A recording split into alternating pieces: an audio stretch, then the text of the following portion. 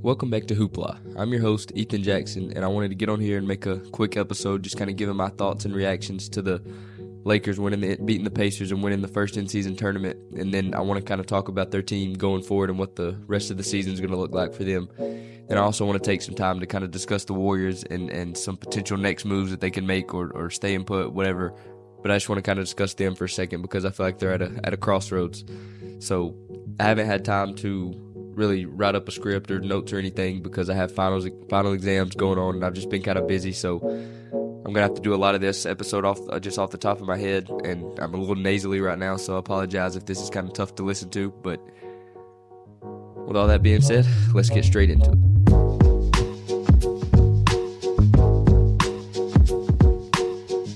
So as you all may know, the Lakers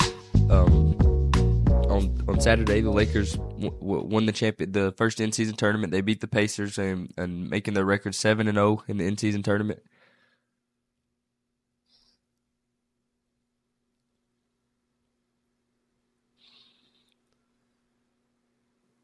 So as all of you know, the Lakers just were crowned the first in-season tournament. They beat the Pacers in the championship on Saturday and made them a perfect 7-0 in between 4-0 in the group play and 3-0 in the knockout round. They were perfect 7-0 in the in-season tournament.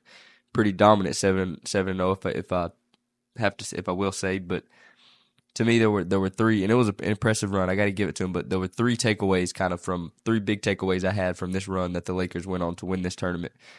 And the first one is pretty obvious, but to me, this team will go as far as Anthony Davis can take them. That championship game was probably one of, if not the best basketball game I've ever seen Anthony Davis play when the stakes were, not that it's like a championship or anything, but the stakes were pretty high. That it was a meaningful game, and that's probably the best meaningful game I've ever seen Anthony Davis play.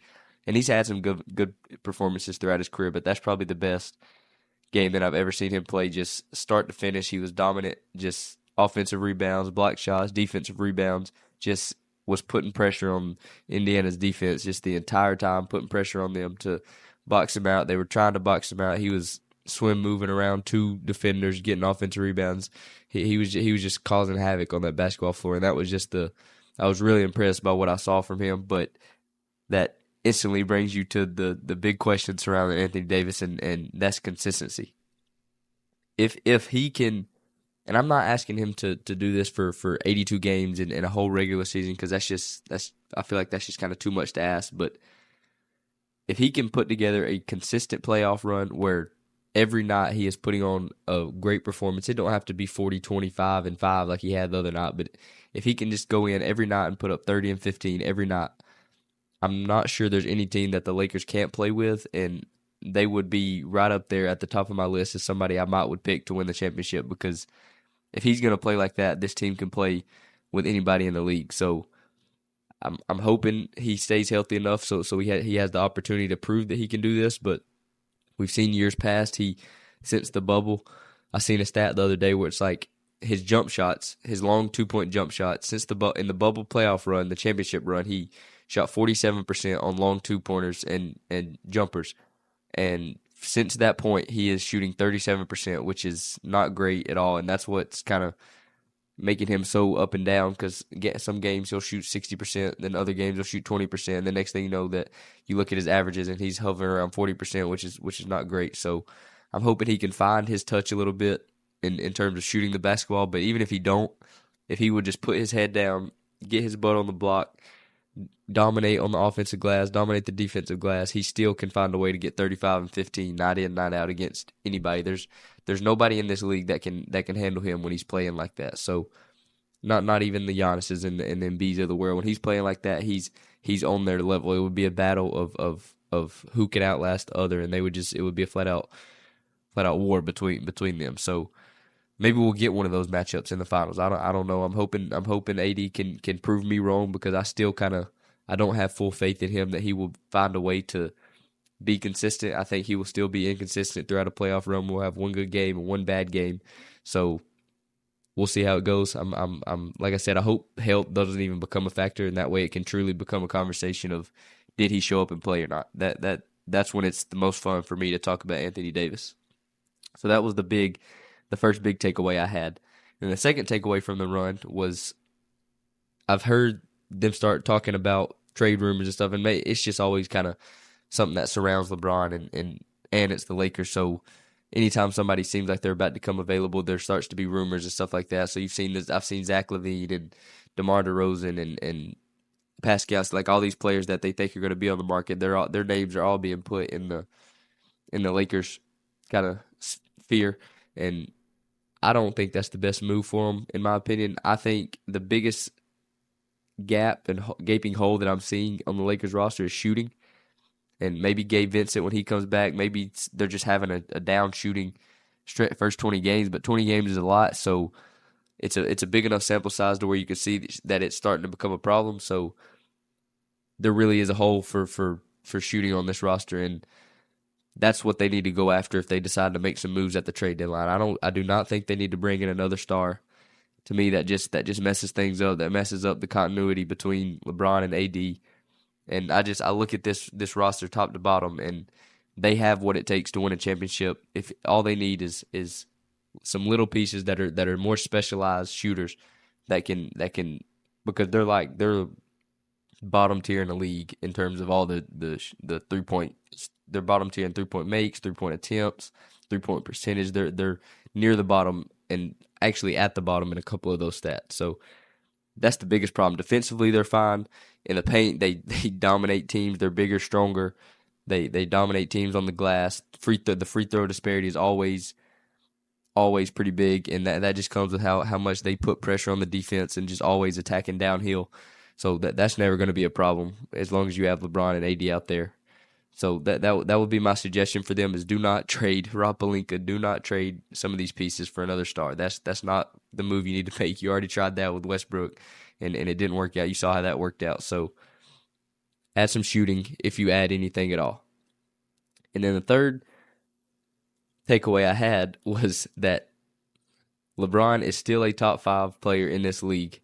And in a one game scenario, he might still be top 3 players in this league. He man, I'm probably about to go down a big rant here about how great LeBron has been this season at his age, and just he looks like he is not slowing down anytime soon. Like, I know people were thinking he's coming up on retirement and this and that. It's like I don't know. He hasn't really said, but I know he thinks he's talked about wanting to play with both his sons and kind of hinted at that. But to me, it looks like he's got another 5 years in this league if he wants it. Like, I don't even know if I want to put 5 on it, but he still looks as good as ever. Obviously, he don't have the same pop that he always had, but just his game in terms of mentally and IQ just hasn't went anywhere. His shooting is better than it's ever been. His just knowing what he needs to do on this team is you can see that he's it's just been impressive, man. I tell you that. It's been impressive what he's done to start this season, and especially during this in-season tournament run. I said in my last video when I was doing my predictions that I find it hard to pick against LeBron because when something's on the line that could look good on his legacy, on his resume, I'm scared of him if I was another team, and he proved that to me that I shouldn't have picked against him. I don't know why I did. I hate that I did. So y'all can call me out on that, but LeBron, I'm not even gonna get involved in the GOAT debate and stuff like that because first of all, I just think the GOAT debate is stupid just because it is, because there's no way to put one on a pedestal without putting another one down. So it's just kind of, I don't really like the conversation around that, and so I'm gonna try to avoid it for the most part until I'm sure one of y'all is gonna ask me that question one day and I'm gonna have to answer it. But that was my 3 big takeaways from the Lakers, and not even just the in-season tournament run, but just their first part of the season. That was the 3 big takeaways I had. And so they were, AD, if he plays dominant, they can beat anybody in this league. If they make some changes, add some shooting, don't go after another star. And the third thing, third big takeaway was that LeBron is still playing at the highest level and still one of the best players in the league. And it would be tough to say, if I get to pick anybody in the league and I'm going into a 7-game series or a playoff run, it's going to be tough for me to pick anybody over him at this point, even though he's 38 years old in his 21st season. It's just, it's impressive. Never been done before what he's doing. So I'm just enjoying his greatness as much as I can, because I know as much as I want to talk about, he's not going anywhere. I know his time is coming to an end. So congrats to the Lakers for winning the first. Like LeBron and them said, there are plenty of people are going to win this tournament. Plenty of records and stuff are going to be broken, but the first is always something that can never be changed. The first to win something. So they're going to be the first team that won the in-season tournament. I'm sure this is something that's going to be around a while because I think most people enjoyed it, and I think the NBA enjoyed it. I think the players enjoyed it. So I'm sure it's going to be around for a long, long time in terms of the future of the NBA. But that moves me on into the last little thing I wanted to talk about in this video, which is what I think the Warriors should do. Well, actually, I'm not even going to talk about what I think the Warriors should do, but I'm just going to talk about some of the options they have because right now it feels like they're kind of in a crossroads. They're struggling. Players on the team are struggling. Steph Curry's playing at the high, if not the highest level he's ever played at.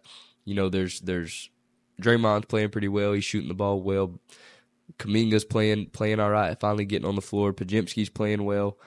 And then you've got some other players that are kind of still trying to find their stride, like Clay and Wiggins, and up until and recently Kuminga. Kevon Looney's still he's being solid, but he's still trying to find his rotation because Saric is playing so well. To me, Chris Paul's still trying to figure out how he can fit in. But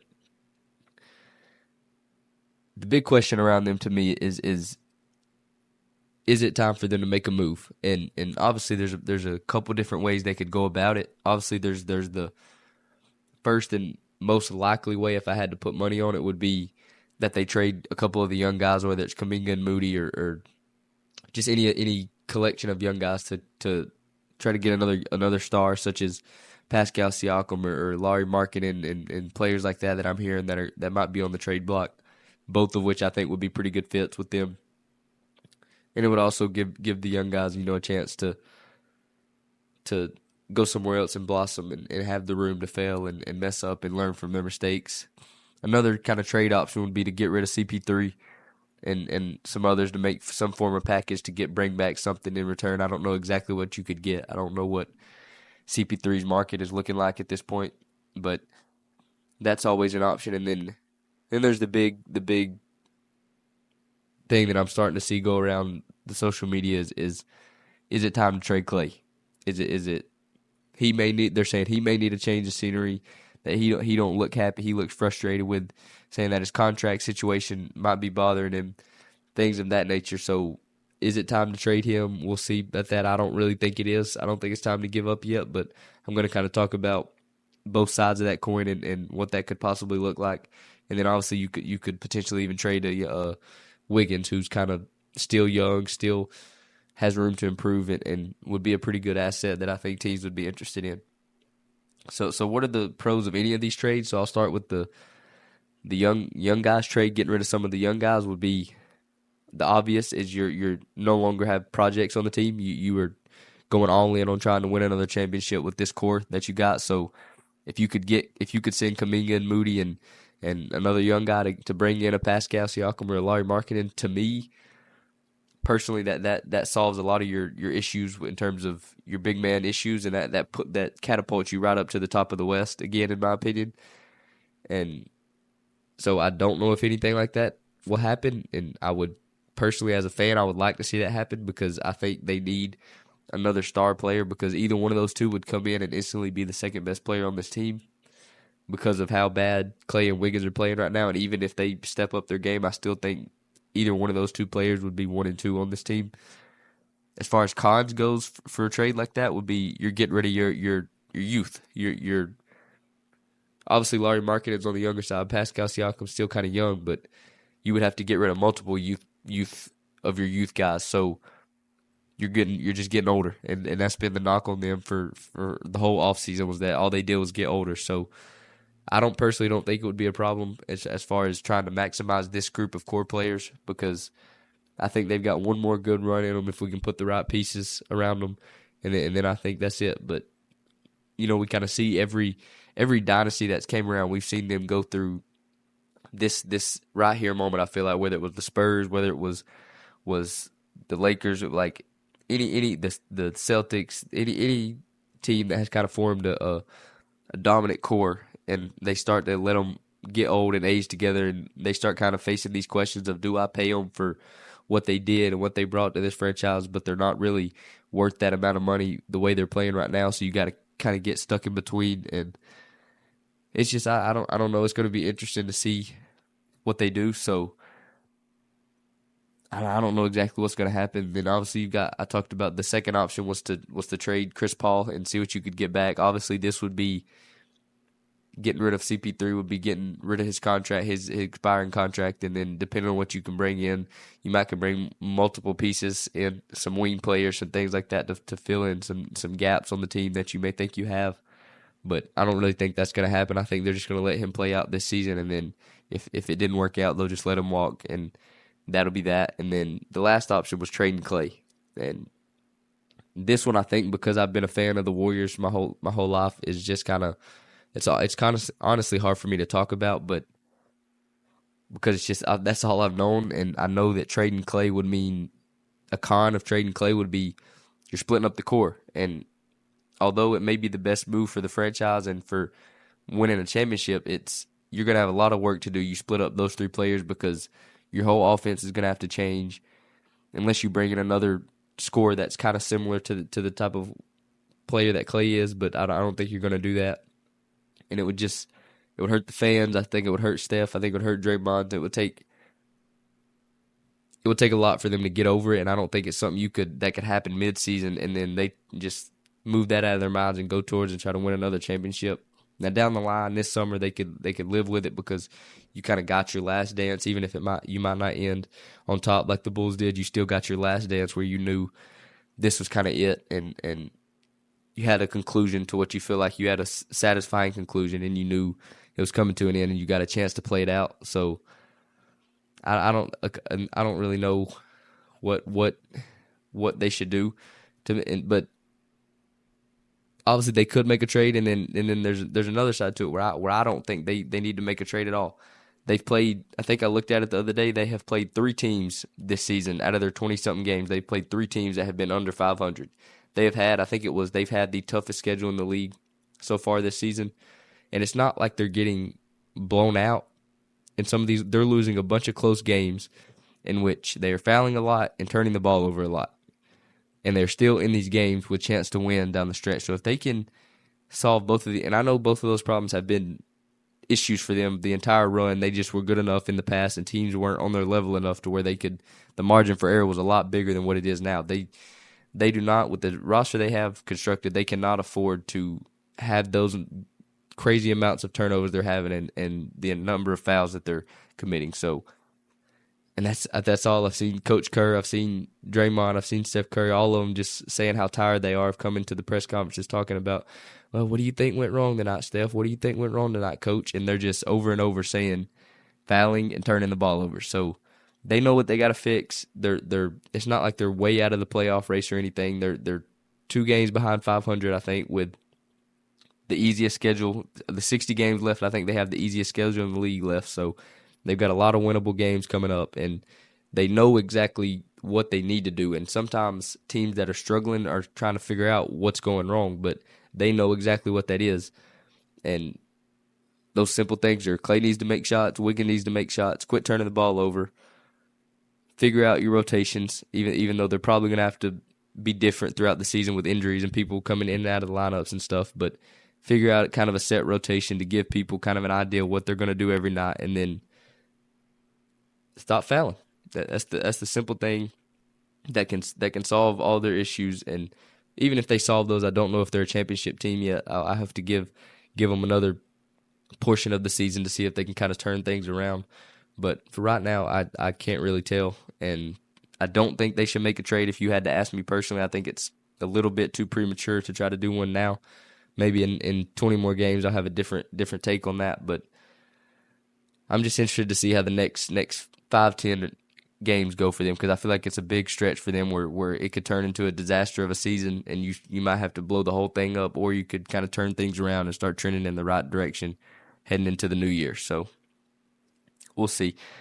But that's kind of really the only things I wanted to talk about in this video. I know it was kind of a shorter video compared to the other episodes that I have out, but that was really the only two things I wanted to talk about, and we'll see if anything comes up over this Christmas break. I'm going home for about a month, so I don't know if I'll have any more episodes out on then because I haven't really figured out somewhere to film yet in my room at home, but I'll take my stuff just in case something big happens, a trade happens or something that I need to get on there and talk about. So I don't know exactly when the next episode will come out, but once again, I just want to thank you for tuning in to Hoopla. I've been your host, Ethan Jackson, and we'll see you next time.